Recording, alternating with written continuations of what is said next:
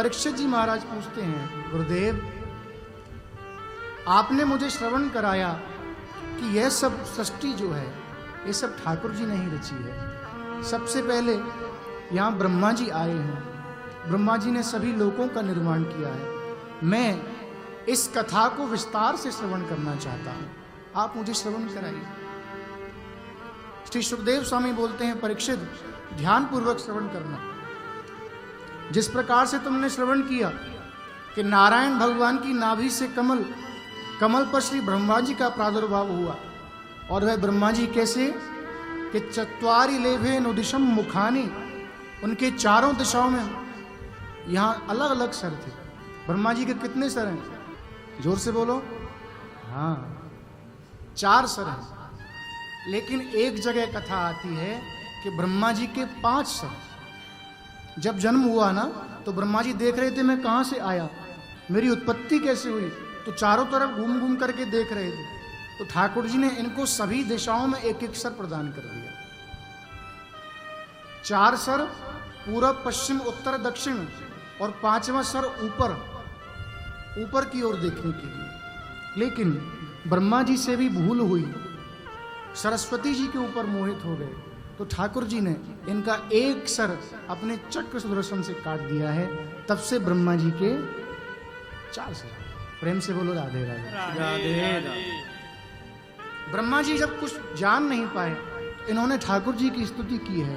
ज्ञातोऽसि मेधसुचिराननु देह भाजा, न ज्ञायते भगवतो गतिरित्यव्यग्धम। भगवान मैं आपको नहीं जान सकता, ये सब आपकी ही तो अद्भुत लीला है। अनेकानेक ऋषि मुनि हजारों वर्ष तक तपस्या करते हैं तो भी आपके स्वरूप को नहीं पहचानते। हे प्रभु मेरे ऊपर कृपा करें। ब्रह्मा जी को आदेश हुआ कि जाकर के सृष्टि की रचना करो। ब्रह्मा जी विचार करते हैं आखिरकार इस सृष्टि को कैसे बनाया जाए। तो यहां सबसे पहले ब्रह्मा जी ने अपने कमल से 3 लोक 14 भुवन बनाए, जैसा कि कल आपने श्रवण किया। और इसके बाद सबसे पहले ब्रह्मा जी ने 10 प्रकार की सृष्टि की है, जिसको महत्व की सृष्टि कहा जाता है। इसमें मुख्यतः अहंकार की सृष्टि आती है, भूत सर्ग की सृष्टि आती है, इंद्रिय जो हमारे शरीर में होती हैं इनकी सृष्टि आती है, इनके अधिष्ठात्रा जो देवता जो हुए हैं इनकी सृष्टि आती है। जैसे कि मन हमारी इंद्रिय है, मन के देवता चंद्रमा जी, इनकी सृष्टि इत्यादि आती है। इसके बाद अविद्या आदि की सृष्टि भी आती है। फिर ब्रह्मा जी ने वनस्पति, औषधि, लता, तक्षार, नदियां, पर्वत, वृक्ष इत्यादि इन सब की सृष्टि की है, इन सब की रचना की है। उसके बाद इस मानव शरीर को बनाया है। प्रेम से बोलो राधे राधे राधे राधे। जब इस प्रकार से परीक्षित जी ने श्रवण किया, गुरुदेव आखिरकार इस संसार में काल विभाजन कैसे होता है ये भी मुझे श्रवण कराइए। सुखदेव स्वामी कहते हैं, परीक्षित इस संसार की आप कोई भी वस्तु ले लो, किसी भी पदार्थ को ले लो, उसके विभाजन करते चले जाओ। सबसे अंत में जो छोटा सा कण जो बचेगा, जो शायद आपके नेत्रों से दिखाई भी ना दे, उसको कहते हैं परमाणु। अभी ये कोविड भी जो चला था, ये कोरोना वायरस को भी कहते थे आंख से दिखता नहीं। तो इसी प्रकार से संसार की किसी भी वस्तु को लेकर के आप उसका विभाजन करिए। जब आपको आंखों से दिखना बंद हो जाए, वो पदार्थ इतना छोटा रहेगा, उसे कहते हैं परमाणु। 3 परमाणु मिलकर के एक अणु बनता है, 3 अणु मिलकर के एक त्रिस रेणु बनता है। इस प्रकार से त्रुटि, लब्ध, निमेष, प्रहर, ये सब की सृष्टि यहाँ पर बताई, किस प्रकार से यहाँ काल का विभाजन होता है। और मुख्यतः बताया कि इस प्रत्येक काल में देवता, मनुष्य, पितर इत्यादि सभी अपने अपने अनुसार अपनी आयु का भोग करते हैं। मनुष्य की औसतन आयु 100 वर्ष और देवताओं की आयु 365 वर्ष। into 100 कितना हो गया?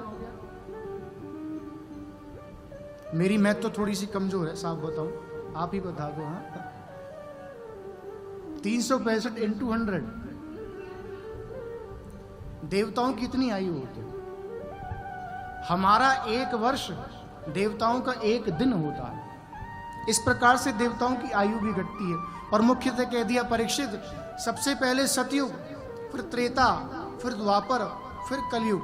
और मुख्यतः आप समझिए कि कलयुग 4,32,000 वर्ष की आयु का है, जिसमें से अभी मात्र 5,500 कुछ वर्ष निकले हैं। अभी तो बहुत बड़ा है प्यारे, अभी से ये सब देखने को मिल रहा है। घोर कलयुग में न जाने क्या होगा है। प्रेम से बोलो राधे राधे। राधे राधे।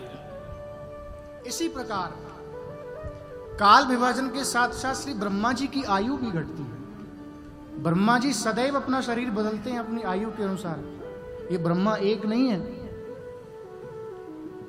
ब्रह्मा जी का भी शरीर बदलता है, शंकर जी का भी बदलता है, हाँ, नारायण का भी बदलता है।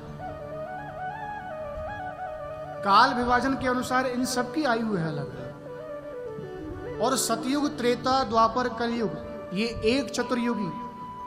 इस प्रकार से जब 72 चतुर्युगी या 72 बार ये सर्किल चलता है, तब जाकर के एक मनुवंतर का राज खत्म होता है।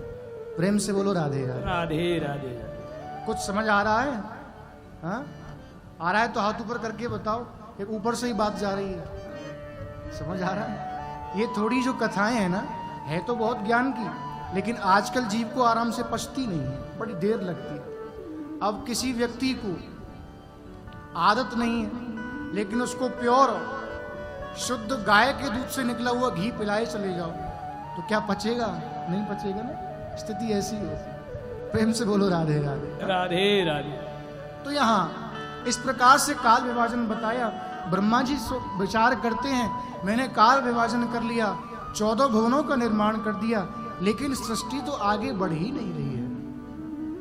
ब्रह्मा जी फिर से ध्यान लगा करके बैठे हैं, और ध्यान लगा करके जब बैठे तो इनके शरीर से इनके 10 पुत्रों का जन्म हुआ है। मरीचि, अत्रि, अंगिरसु, पुलस्ता, पुलह, क्रतु, भृगु, वसिष्ठ, दक्षश्च, दशमस्तत्र नाम। है ना, 10 ऋषियों का जन्म हुआ। श्री सनकादिक महर्षियों का जन्म भी ब्रह्मा जी के द्वारा। जब इनसे कहा कि जाओ जाकर के सृष्टि की रचना करो, लेकिन सनकादिक महर्षि बड़ा सुंदर उत्तर देते हैं, पिताजी आपने सात्विकी यज्ञ करके, सात्विकी योग करके हमको प्रकट किया है, इसलिए हम केवल और केवल ठाकुर जी का भजन करना चाहते हैं, नारायण का भजन करना चाहते हैं, और कुछ नहीं कर सकते।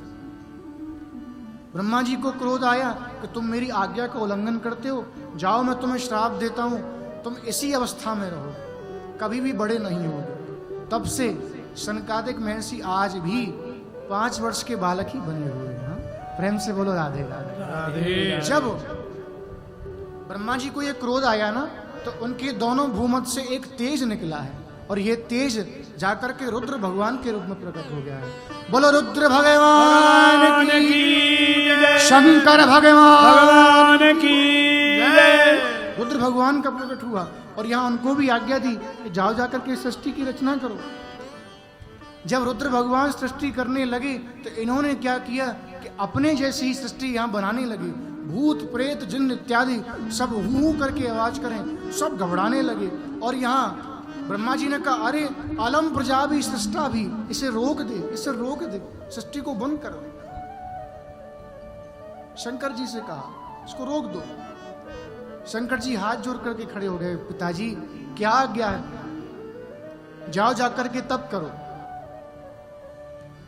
जब तप करने लगे तो उग्र तप करने के कारण शंकर जी का शरीर कपूर के समान गोरा हो गया है। इसलिए हम कहते हैं ना, कर्पूर गौरम करुणावतारम संसार सारम भुजगेंद्रहारम सदा वसन्तं हृदयारविन्दे भवं भवानी सहितं नमो भवानी सहितं।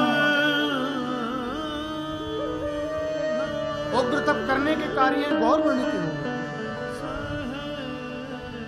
आप जानते हैं रुद्र भगवान भी 11 हुए हैं। कितने हैं? 11 रुद्र, 11 रुद्राणी, और इनके सभी के अलग अलग स्थान हैं। फिर कभी अवसर मिलेगा तो बताएंगे कि समय बहुत तेज भागता है भाई, मुझे क्या करें हैं। प्रेम से बोलो राधे राधे। राधे। इस प्रकार से जब ब्रह्मा जी को कुछ भी नहीं सूझा, ब्रह्मा जी पुनः तप करने के लिए बैठ गए हैं और इनके शरीर के 2 भाग हुए हैं। एक भाग से स्वयं मनु जी महाराज उत्पन्न हुए हैं, एक भाग से शत्रुपा जी उत्पन्न हुए हैं, और मैथुन क्रिया के द्वारा यहाँ सारी सृष्टि का निर्माण हुआ है। बोलो मनु जी महाराज की, श्री शत्रुपा महारानी की जय। कि हम सभी लोग मनु और शत्रुपा की संतान हैं, इसलिए हमको मनुष्य कहा जाता है। प्रेम से बोलो राधे राधे राधे।